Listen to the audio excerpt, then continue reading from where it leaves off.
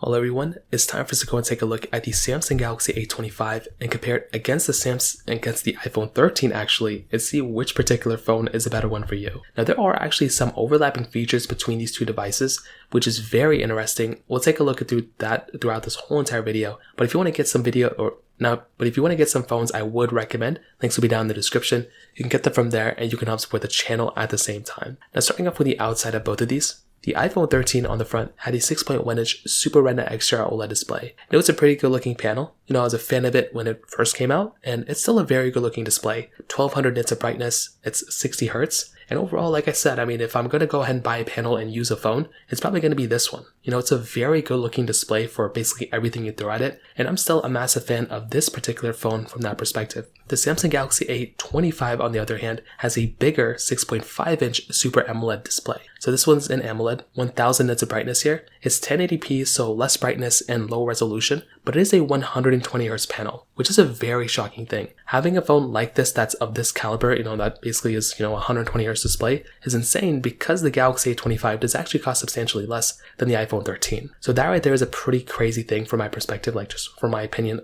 just in and of itself. On the bottom, you're getting a USB-C port on the A25, iPhone 13 Lightning port. On the sides, kind of like flat sides on both, which is kind of a cool thing. So I think that in and of itself is awesome. On the back side, you're getting a plastic back on the A25, whereas on the iPhone 13, you're getting a full-on glass back. The iPhone 13 is a substantially smaller phone, but it is a more premium feeling phone than the Galaxy A25. So take it as you will, but I definitely would tell you that on the exterior, the iPhone 13 is a more premium feeling phone, and it is giving you more premium features like wireless charging, that's a big one, and IP certification. You're missing out on those two things on the Galaxy A25. Now from the camera side of things, the iPhone 13 is giving you that dual camera setup. So it's giving you a 12 megapixel wide angle lens and then a 12 megapixel ultra wide camera. The Galaxy A25 is giving you kind of like a triple camera setup. So it's giving you that, 50 megapixel wide, 8 megapixel ultra wide, and then a 2 megapixel macro lens. I will tell you, in my opinion, I don't really think that macro lens means much, and I would rather have the iPhone 13's camera than the Galaxy A25's camera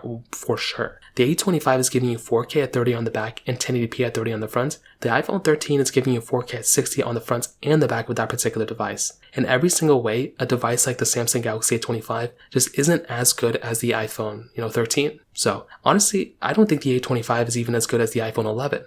So take that as you will, but I definitely will tell you from that perspective, you're going to be getting a much better performing device in every single way on the iPhone 13 in terms of the camera than the Samsung Galaxy A25. In terms of software and longevity, I do like iOS and I do like Android. The thing to keep in mind is that from a software longevity standpoint, how long the software is going to last, the iPhone 13 is going to probably last longer than the Samsung Galaxy A25. So that's just, basically what happens. When you're getting a newer phone, sometimes it will give you the newer experience and newer software, but with the iPhones, typically iPhones will last longer than Samsung's. That's kind of changed now, but with these A series, nothing's really changed. You're still going to be getting a longer lasting phone from the iPhone 13 than from the Samsung Galaxy A25. So there's not really much we can change there, so just kind of keep that in mind in the back of your head. In terms of performance, the iPhone 13 is giving you that Apple A15 Bionic chip inside of it with 4 GB of RAM, where the Galaxy A25 is giving you that Exynos 1280 chipset with 6 or 8 gigs of RAM. My model did have 6 GB of RAM, and the thing I'll tell you from a performance standpoint,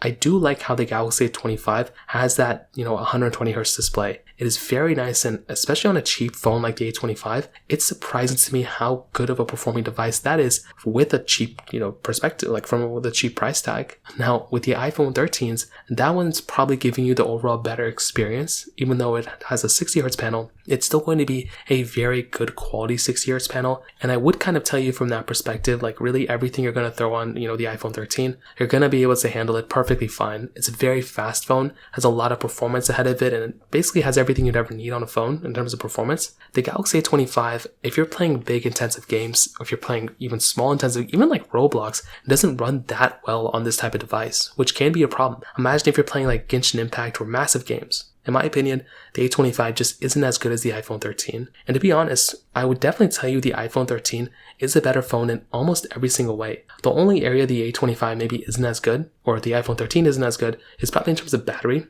The battery on the A25 is very, very good. Otherwise though, I think the iPhone 13 is probably the phone I would recommend a vast majority of people to go ahead and pick up. So that pretty much covers it up there. If you have any other thoughts or questions, please let me know in the comment section below. Hit the like button, that would mean so much, but definitely hit that subscribe button. More importantly than everything else, I love every single one of you guys. Hopefully I'll catch you guys in the next video. Peace out till then.